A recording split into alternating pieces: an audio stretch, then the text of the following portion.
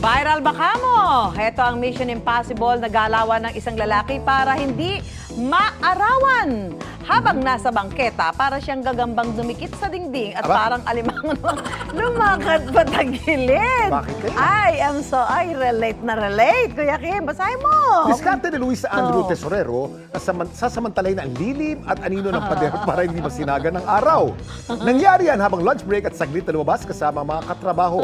Hot na hot sa TikTok ang video ito na may 1.4 million views.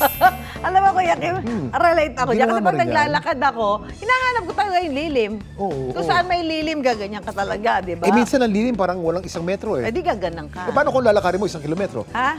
Pag ganun. 1 kilometro kang ganyan. Abay, parang patintero, no? Tawid-tawid ka kung saan talaga may lilim. Talagang relate. Lalo na kung yung katanghalian tapat, yung tindi ng init, ay nako talagang magwo-walling ka talaga dyan.